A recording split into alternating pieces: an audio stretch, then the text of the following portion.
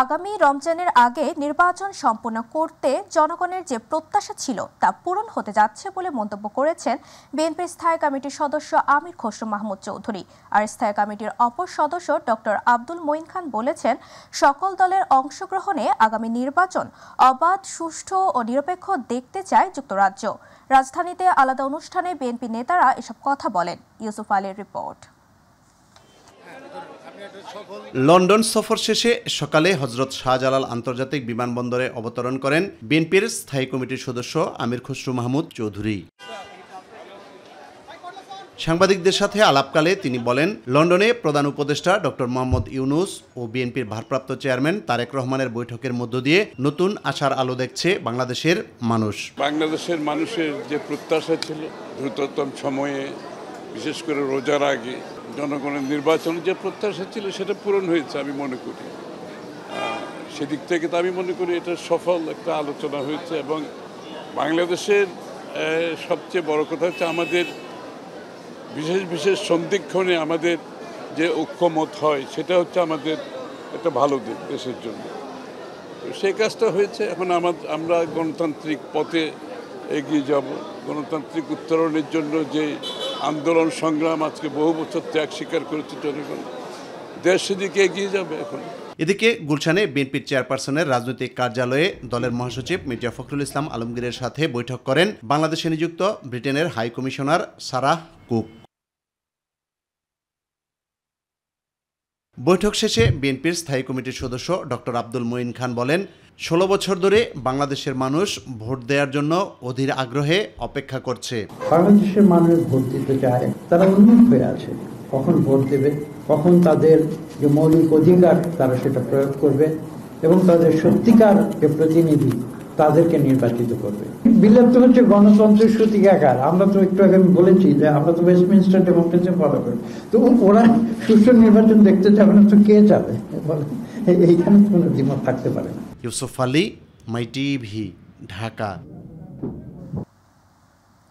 জুলাই আগস্টে গণহত্যার ঘটনায় মানবতা বিরোধী অপরাধের মামলায় পলাতক সাবেক প্রধানমন্ত্রী শেখ হাসিনা ও সাবেক স্বরাষ্ট্রমন্ত্রী আসাদুজ্জামান খান কামালকে হাজির হতে দুইটি পত্রিকায় বিজ্ঞপ্তি প্রকাশের নির্দেশ দিয়েছেন ট্রাইব্যুনাল। আগামী 24 জুন এই মামলার পরবর্তী শুনানির দিন ধার্য করা হয়েছে।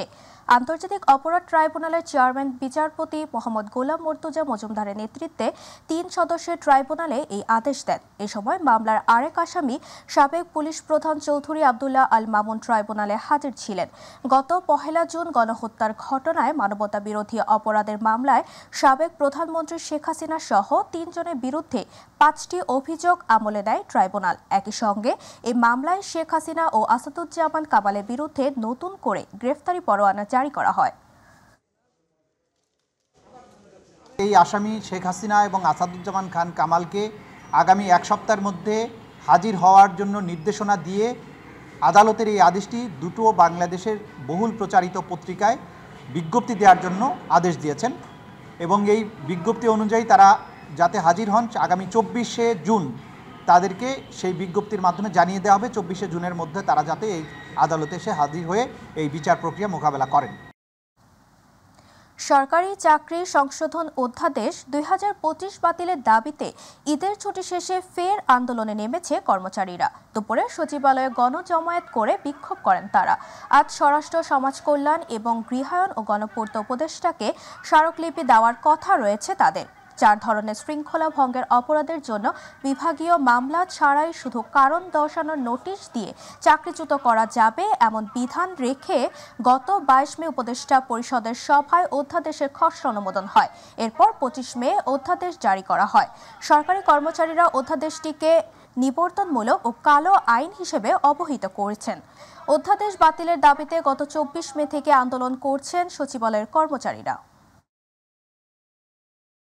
একটা নিবর্তনমূলক অধ্যাদেশের মাধ্যমে তাদেরকে খেপিয়ে তুলে কর্ম পরিবেশের বাইরে রাখার যে প্রতিকূল পরিবেশ সৃষ্টি করেছেন যথাযথ কর্তৃপক্ষের নিকট আমার কথা থাকবে, আপনারা কোনো তাল বাহানা না করে, কোনো সংশোধনী এই বংশ আলাপ না করে সরাসরি এই আইনটা প্রত্যাহার করার পদক্ষেপ গ্রহণ করবেন।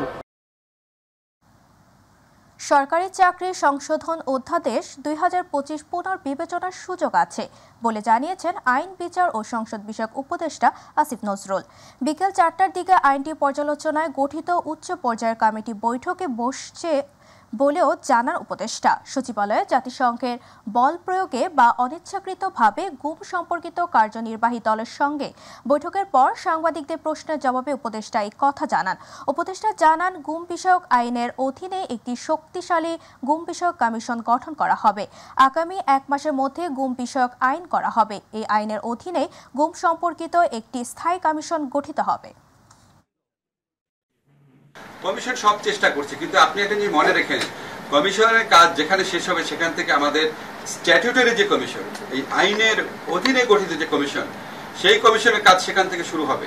সেটা এমন না যে আমাদের বর্তমান যে কমিশনটা আছে এই কমিশনটা মেয়াদ শেষ হয়ে গেলে আমাদের কাজ শেষ। আমরা একটা আইন করছি, আইনের আন্ডারে একটা পার্মানেন্ট গুম বিষয়ক কমিশন থাকবে। সো ধরেন এটা তো অনেক দীর্ঘ কাজ, ওনারা যেখান থেকে কাজ শেষ করবেন সেখান থেকে ওনারা আবার শুরু করবেন। সো এটা এমন না যে এটা শেষ হয়ে যাচ্ছে, চলতে থাকে। বাজেটে করমুক্ত আয়সীমা 4 লাখ পর্যন্ত বাড়ানো দরকার বলে মন্তব্য করেছেন বিএনপি স্থায়ী কমিটির সদস্য সালাউদ্দিন আহমেদ। জাতীয় প্রেস ক্লাবে নাগরিক ঐক্য আয়োজিত বর্তমান রাজনৈতিক পরিস্থিতি এবং কল্যাণ রাষ্ট্রের ভাবনায় বাজেট শীর্ষক এক আলোচনা সভায় তিনি মন্তব্য করেন। এছাড়া বর্তমান সরকারের কার্যক্রম আগামীর নির্বাচিত সরকার পর্যালোচনা করবে বলেও মন্তব্য করেন তিনি। অনুষ্ঠানে আরও উপস্থিত ছিলেন নাগরিক ঐক্যের সভাপতি মাহমুদুর রহমান মান্না, এবি পার্টির চেয়ারম্যান মুজিবুর রহমান মঞ্জু, বিপ্লবী ওয়ার্কার্স পার্টির সাধারণ সম্পাদক সাইফুল হক সহ আরও অনেকে।